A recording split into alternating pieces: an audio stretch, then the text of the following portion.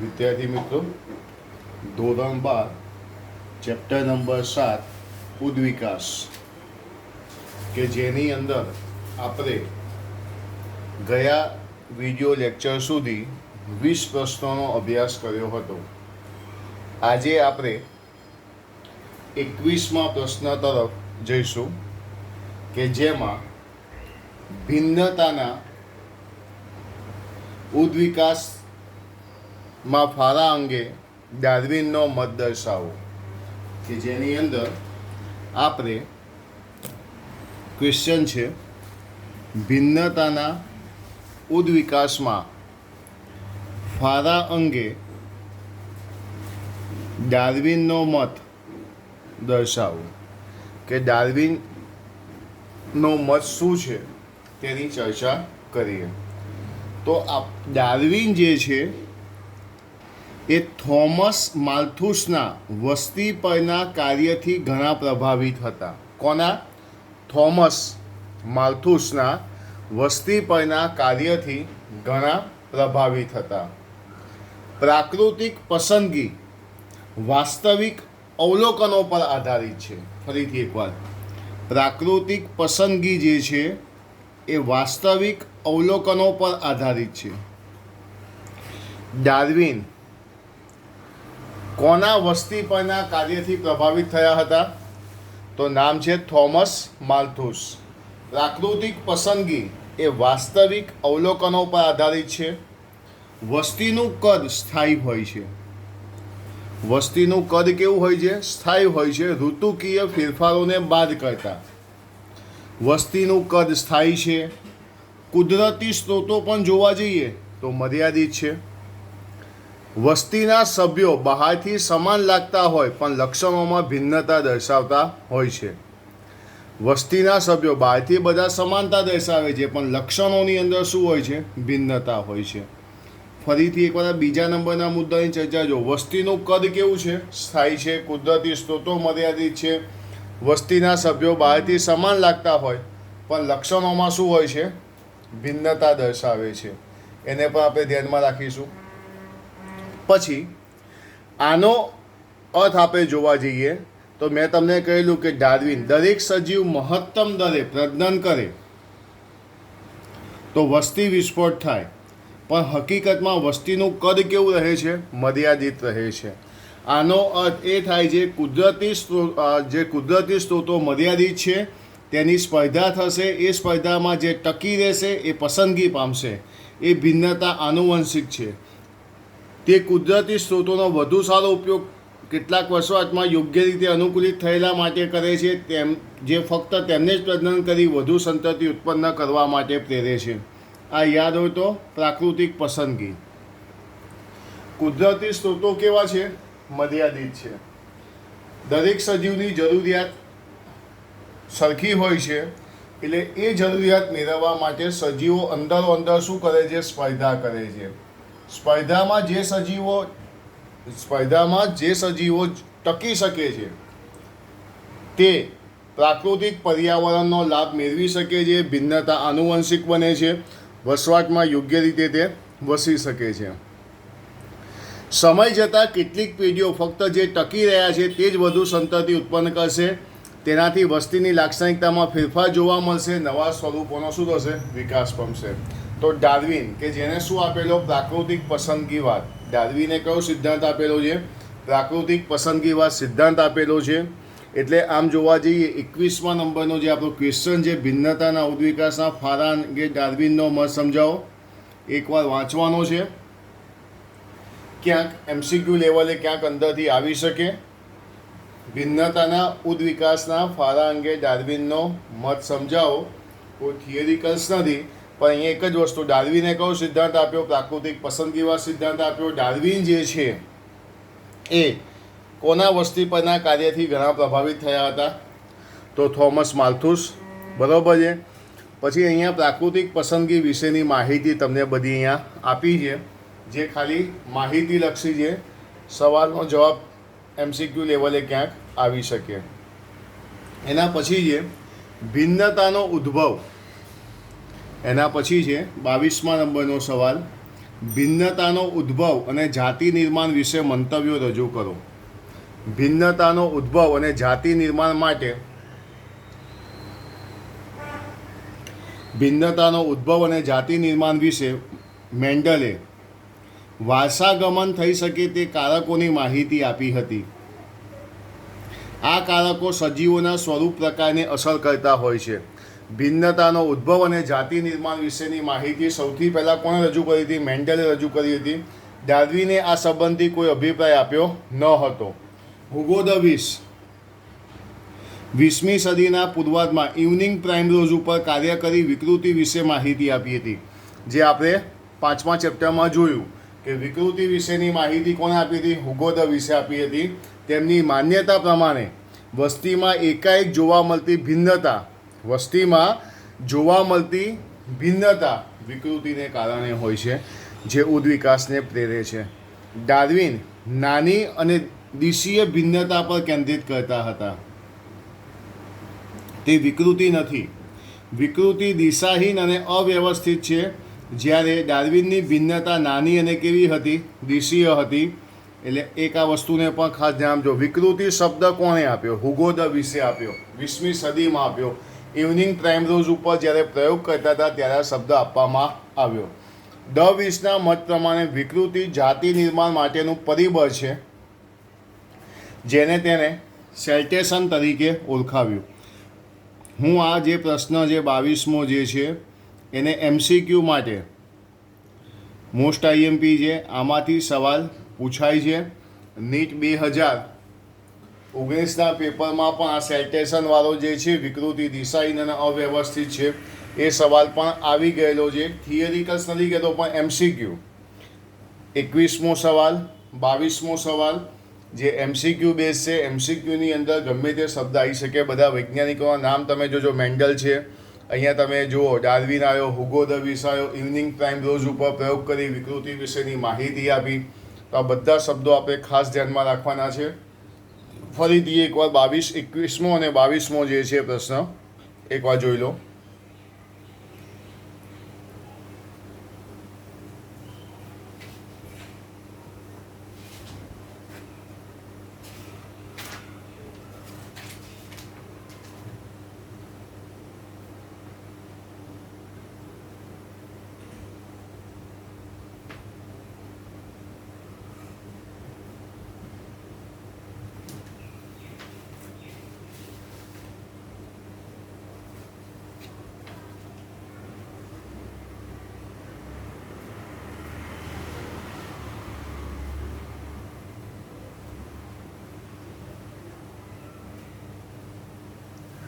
Okay, તો હવે એના પછી આપણે જઈશું નવા પ્રશ્ન તરફ. 23મો પ્રશ્ન. હાર્ડી વેનબર્ગ સિદ્ધાંત બીજગણિતીય સૂત્ર દ્વારા સમજાવો. આ 23મા નંબરનો સવાલ. બધાને ખાસ કહી દઉં કે આ જે થિયરી જે છે આ થિયરિકલ છે. આ થિયરી છે 3 માર્ક્સની અંદર પૂછી શકાય એવી છે. બરાબર, થોડી આપણે યાદ રાખવી પડશે. 23મા નંબરનો પ્રશ્ન 3 માર્ક્સની અંદર પૂછાય તેવી થિયરી છે. પેપરની અંદર અવારનવાર હાર્ડી વેનબર્ગ સિદ્ધાંત પૂછાતો હોય છે. બરાબર, 5 થી 6 મુદ્દા છે. દરેકે દરેક મુદ્દાને આપણે સ્ટેપ બાય સ્ટેપ આપણે જોઈએ છીએ. સૌથી પહેલું, આપેલ વસ્તીમાં જનીનના વૈકલ્પિક સ્વરૂપો. આપેલ વસ્તીમાં જનીનના વૈકલ્પિક સ્વરૂપો કે જનીન સ્થાનની આવૃત્તિ શોધી શકાય છે. જનીનના વૈકલ્પિક સ્વરૂપો કે જનીન સ્થાનની આવૃત્તિ શોધી શકાય છે. અને આ આવૃત્તિઓ કેવી હોય છે? સ્થાયી અને અનેક પેઢીઓ સુધી જળવાઈ રહે છે. આ આવૃત્તિઓ કેવી હોય છે? સ્થાયી હોય છે અને અનેક પેઢીઓ સુધી જળવાઈ રહે છે. આપેલ વસ્તીમાં જનીનના વૈકલ્પિક સ્વરૂપો કે જનીન સ્થાનની આવૃત્તિ શોધી શકાય છે. આ આવૃત્તિઓ સ્થાયી અને અનેક પેઢીઓ સુધી શું થાય છે? જળવાઈ રહે છે. હવે અહીં લખ્યું છે સ્થાયી અને પછીની વાત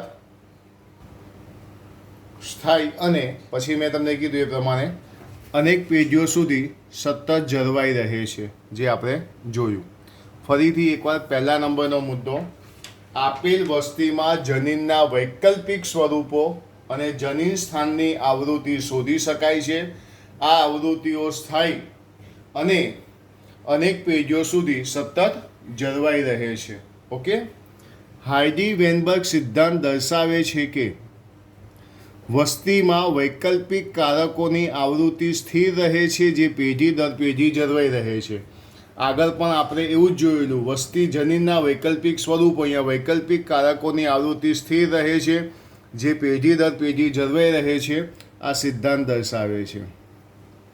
જનીન સેતુ, વસ્તીમાં કુલ જનીનો અને તેના વૈકલ્પિક કારકો અચળ રહે છે, તેને જનીન સંતુલન કહેવામાં આવે છે. જનીન સેતુ કોને કહેવાય? કે વસ્તીમાં જેટલા પણ જનીનો છે એ બધા જનીનો અને તેના વૈકલ્પિક કારકો કેવા હોય છે? અચળ રહે છે, જેને કહેવામાં આવે છે જનીન સંતુલન. જેને શું કહેવામાં આવે છે? જનીન સંતુલન. હવે સાંભળજો, બધા જ વૈકલ્પિક કારકોની આવૃત્તિના સરવાળાને આપણે એક કહીએ. જ્યારે આવૃત્તિઓને પી અને ક્યુ નામ આપીએ, ફરીથી એકવાર, વૈકલ્પિક કારકોની આવૃત્તિના સરવાળાને એક કહીએ, આવૃત્તિને પી અને ક્યુ નામ આપીએ. દ્વિકીયમાં પી અને ક્યુ માટેના વૈકલ્પિક કારક એ અને એ આવૃત્તિ ધરાવે છે, સ્મોલ એ, કેપિટલ એ. ફરીથી એકવાર, વૈકલ્પિક કારકોની આવૃત્તિ સરવાળો 1, વ્યક્તિગત આવૃત્તિને પી ક્યુ નામ આપવાનું, અને દ્વિકીયમાં પી અને ક્યુ કે જે વૈકલ્પિક કારક કેપિટલ એ અને સ્મોલ એની આવૃત્તિ ધરાવે છે. વસ્તીમાં એ વ્યક્તિગત સજીવો માટે આવૃત્તિ કઈ છે? પી સ્ક્વેર છે. ધ્યાન આપજો, એ માટે શું છે? પી સ્ક્વેર છે. બરોબર છે. એવી રીતે આપણે જોવા જઈએ કેપિટલ એ માટે. હવે સ્મોલ એ જે છે એના માટે આપણે શું લઈ લઈશું? ક્યુ સ્ક્વેર લઈ લઈશું. સ્મોલ એ જે છે એના માટે આપણે શું લઈ લઈશું? Q square. સ્મોલ એ જે છે એના માટે આપણે શું લઈ લઈશું?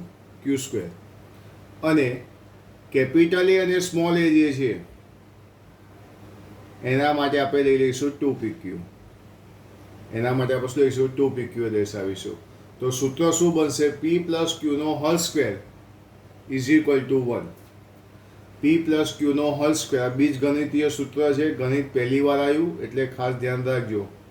p પ્લસ ક્યુનો whole square is equal to 1 એટલે કે શું કહેવાય? p સ્ક્વેર વત્તા 2pq વત્તા q સ્ક્વેર બરાબર શું થઈ ગયું? 1 થઈ ગયું. ફરીથી એકવાર જોજો, હું તમને એમ કહું છું, બધા જ વૈકલ્પિક કારકોની આવૃત્તિના સરવાળાને એક કહીએ, વ્યક્તિગત આવૃત્તિને પી અને ક્યુ નામ આપીએ. પી અને ક્યુના વૈકલ્પિક કારક કેપિટલ એ અને સ્મોલ એ છે. એ સજીવોની આવૃત્તિને આપણે શું કીધું? પી સ્ક્વેર. સ્મોલ એ માટે શું કીધું? Q square. એ માટે શું કીધું? 2pq.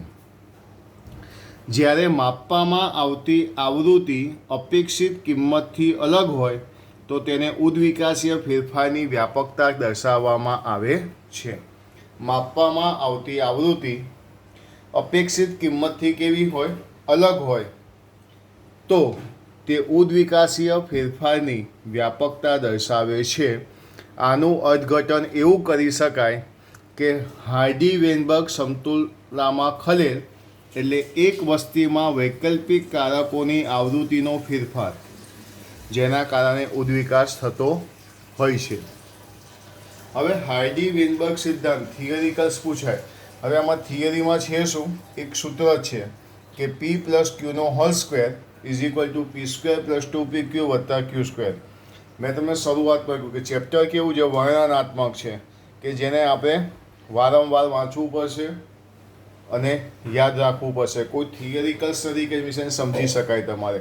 એટલે અમુક જે શબ્દો છે એ શબ્દોને ખાસ બધાએ ધ્યાનમાં રાખવા. હાઇડી વેનબર્ગ જે છે, આની અંદર હું તમને ચોપડીની બહારની વસ્તુમાં થોડુંક જઈએ તો એક પ્રશ્ન તમને લખાવું કે જે પ્રશ્ન તમારે હાર્ડી વેનબર્ગને આપણે બરોબર સમજી શકીએ. એક એક્ઝામ્પલ્સ લઈશું આપણે.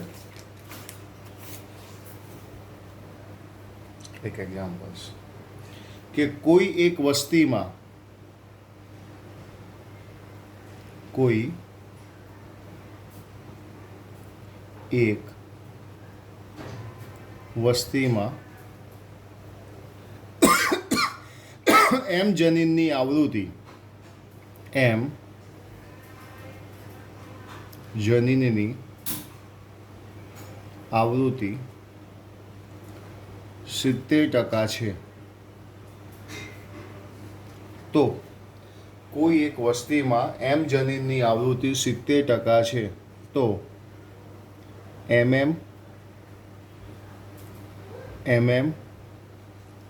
અને ની ટકાવારી જણાવો.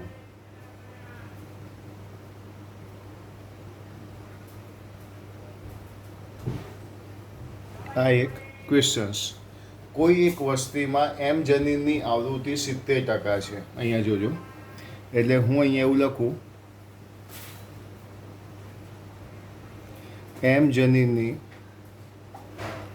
આવૃત્તિ 70% માટે સ્મોલ પી બરાબર 0.7. 70 ભાગ્યા 100 કરી તો 0.7 થઈ જાય.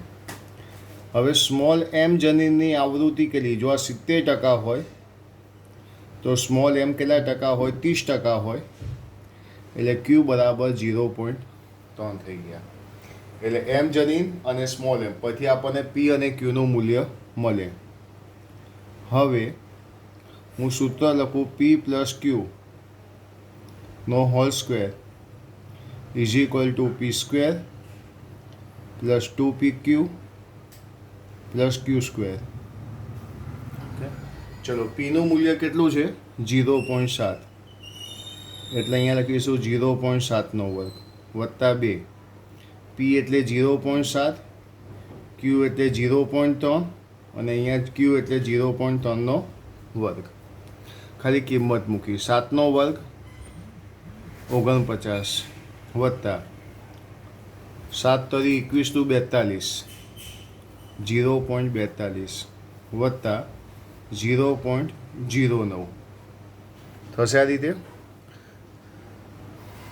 તો અહીં જે પહેલું આપણને મળ્યું એ MM છે, કેપિટલ MM, જેને આપણે શું કહીશું? 49%.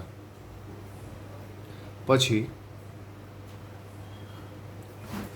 કેપિટલ M અને સ્મોલ m બરાબર 42% પીક્યુ છે એટલે.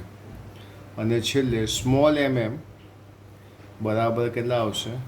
9%. તો અહીંયા આપણને ટકાવારી જો શોધવી હોય તો આપણે ડાયરેક્ટ પણ શોધી શકીએ. એમ 70% છે તો 7 વર્ગ 49 જ આવવાનો છે. સ્મોલ m 3 છે તો 3 વર્ગ 9 જ આવવાનો છે. બરાબર? તો 7 તરી 21 તો કેપિટલ M અને સ્મોલ m કેટલા આવવાના છે?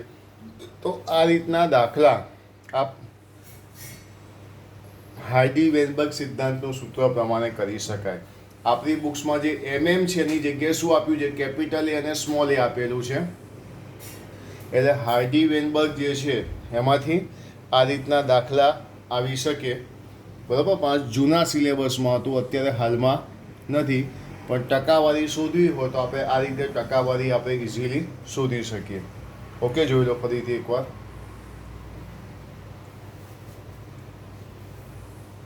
તમારી જાતે જ હવે ધારો કે 70% છે, એની જગ્યાએ તમે 90% કરી નાખો અને તમે એકવાર રફલી તમે શોધી શકો. આ જ રીતે સૂત્ર મૂકવાનું છે. એમ છે ત્યાં 90 કરી નાખો એટલે પી બરાબર 0.9, સ્મોલ m બરાબર 10%, એટલે ક્યુ બરાબર 0.1.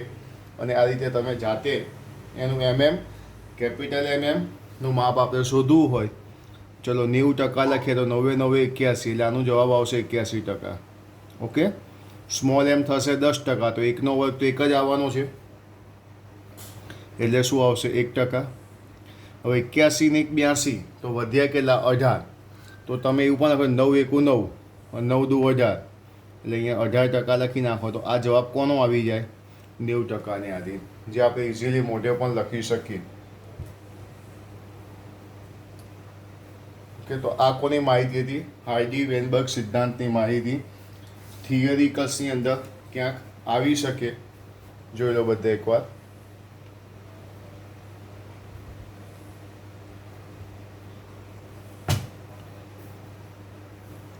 એના પછી એક નાનકડો સવાલ છે.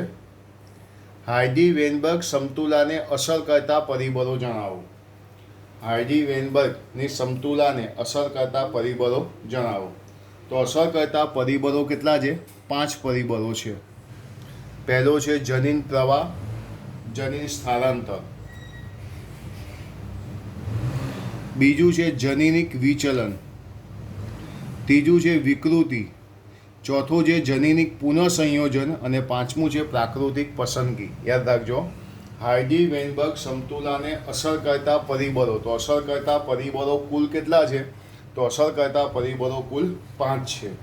પહેલું જનીન પ્રવાહ, જનીનિક વિચલન, વિકૃતિ, જનીનિક પુનઃસંયોજન અને પ્રાકૃતિક પસંદગી. જ્યારે વસ્તીના કોઈપણ ભાગનું અન્ય ભાગની વસ્તીમાં સ્થળાંતર થાય, જ્યારે વસ્તીના કોઈપણ ભાગનું અન્ય ભાગની વસ્તીમાં શું થાય છે? સ્થળાંતર થાય છે, ત્યારે મૂળભૂત અને નવી વસ્તીની જનીન આવૃત્તિમાં ફેરફાર થાય છે. ત્યારે જનીન આવૃત્તિમાં ફેરફાર થાય છે.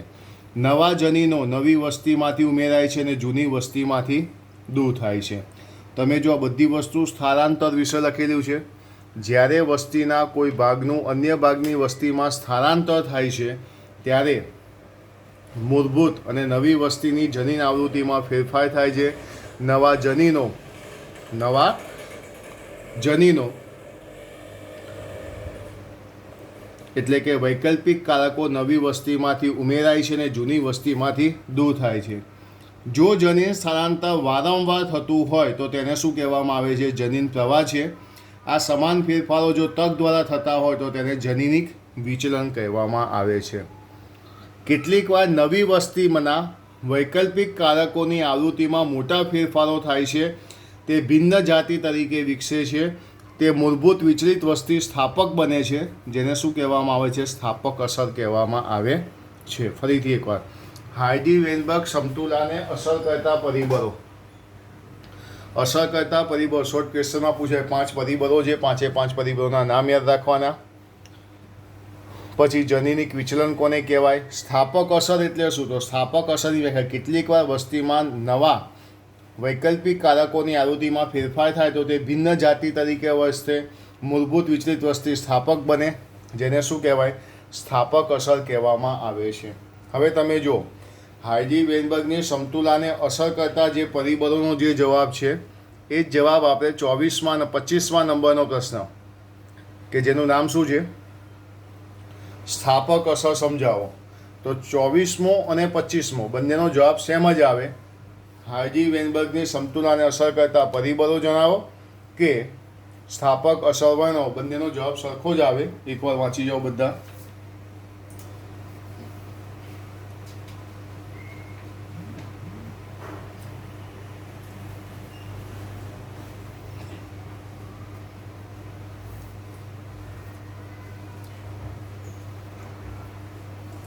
બરાબર, આ પણ માહિતી લક્ષી છે. શોર્ટ ક્વેશ્ચનમાં આવે. થિયરિકલ્સ કોઈ કામ નથી.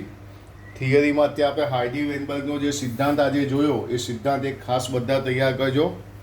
23માં નંબરનો સવાલ 21-22 પણ ખાલી વાંચવાનો છે. MCQ બેઝ છે. 24-25 પર MCQ બેઝ આવે. 23મો સવાલ થિયરિકલ્સ હતો, જે બધાએ તૈયાર કરવાનો છે. હવે આવે છે 26માં નંબર, એ પણ શોર્ટ ક્વેશ્ચન માટે. જાતિ નિર્માણની ઘટનામાં અસર કરતા પરિબળો જણાવો.